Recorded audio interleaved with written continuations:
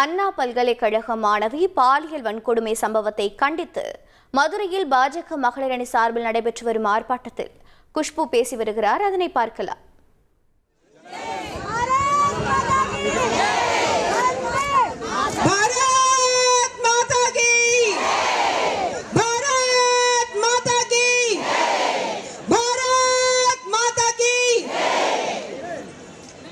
இன்னைக்கு இந்த கூட்டத்தை பார்த்தோன்னே திராவிட முன்னேற்ற கழகத்துல இருக்குது அத்தனை பேர் வீட்டுல பயந்துட்டு உட்கார்ந்துட்டு இருக்காங்க. ஏன்னா இன்னைக்கு இங்க வந்திருக்கிற கூட்டம் ஒவ்வொரு இடத்துல திமுக காரங்க காசு கொடுத்துட்டு பிரியாணி கொடுத்துட்டு கூட்டிட்டு வர கூட்டம் கிடையாது.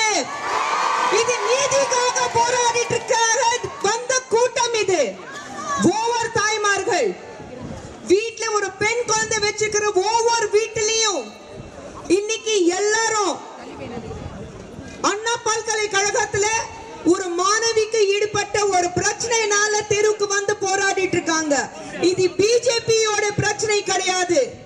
தமிழகத்துல வாழ்ற ஒவ்வொரு வீட்டோட பிரச்சனை. இன்னைக்கு இங்க இருக்கிற ஒவ்வொரு தாய்மார்கள் கிட்டயும் ஒவ்வொரு ஆண்கள் கிட்டயும் உங்க வீட்டுல ஒரு பெண் குழந்தை இருக்கு, உங்க வீட்டுல பெண்கள் இருக்காங்க, ஒரு தாய் இருக்கு, சகோதரி இருக்கு, மனைவி இருக்கு, உங்க பெண் குழந்தை இருக்கு. நீங்க சொல்லுங்க, இன்னைக்கு உங்க வீட்டுல இந்த மாதிரி பிரச்சனை நடந்தா நீங்க எப்படி இருப்பீங்க? நீங்க வந்து பேசாம உட்கார்ந்துட்டு நடந்தது நடக்கட்டும், நம்ம வீட்டுல நடக்கல, பக்கத்து வீட்டுல தான் நடந்திருக்கு, இதுக்கு நமக்கு சம்பந்தம் இல்ல, நம்ம வீட்டுல பிரச்சனை வரும்போது குரல் கொடுக்கலாம்னா நீங்க இருப்பீங்களா? இன்னைக்கு திராவிட முன்னேற்ற கழகத்திலிருந்து எல்லாரும் பார்த்து நீங்க வந்து பப்ளிசிட்டி தேடிட்டு இருக்கீங்கங்கறாங்க.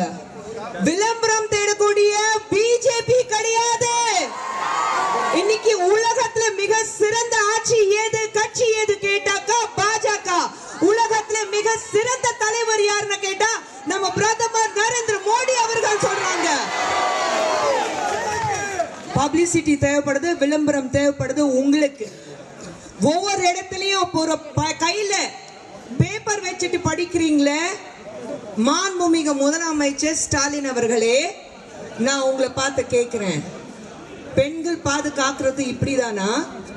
நீங்க தேர்தல்ல ஜெயிக்கிறதுக்கு முன்னாடி தேர்தல் அறிக்கையில பல விஷயங்கள் சொன்னீங்க. நேத்தும் வந்து என்ன பண்ணிருக்கீங்க? பெண்களுக்காக ஏதோ ஒரு புதுசா ஒரு திட்டத்தை கொண்டு வந்திருக்கீங்க. பெண்கள் காப்பாத்துறதுக்கு வக்கில்ல, பெண்களுக்கு திட்டம் கொடுத்துட்டு இருக்கீங்களா? பெண்கள் முதல்ல காப்பாத்துங்க ஐயா.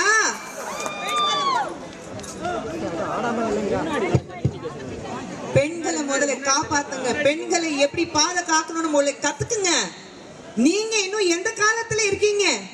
பெண்களுக்கு சுயமரியாதை சொல்லி கொடுத்தவர் டாக்டர் கலைஞர் அவர்கள். அவர் குடும்பத்திலிருந்து வந்தவங்கள நீங்களா?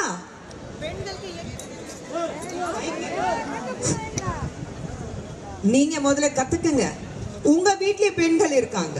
நீங்க என்ன பண்ணிட்டு இருக்கீங்க? ஒவ்வொரு இடத்துக்கு போகும்போது கூட்டத்து மட்டும் வந்தா போதும், கையில ஒரு பேப்பர் வச்சுட்டு படிச்சா போதும்.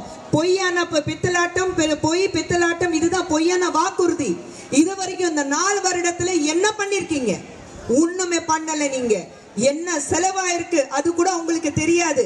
எல்லாமே வந்து நீங்க யூனியன் கவர்மெண்ட் மேல போடுறீங்க. சென்ட்ரல் கவர்மெண்ட் எங்களுக்கு காசு கொடுக்கல. எவ்வளவு காசு உங்க வீட்டுக்கு வந்திருக்குன்னா இது மக்கள், தமிழ்நாட்டுல வாழ்ற ஒவ்வொரு மக்களுக்கு தெரியும். நீங்க ஊழல் சொல்லும் போது பேர் போன ஒரு கட்சி திராவிட முன்னேற்ற கழகம். நீங்க வந்து ஊழல் பத்தி மத்தவங்களை பார்த்துட்டு கை நீட்டி பேசக்கூடாது.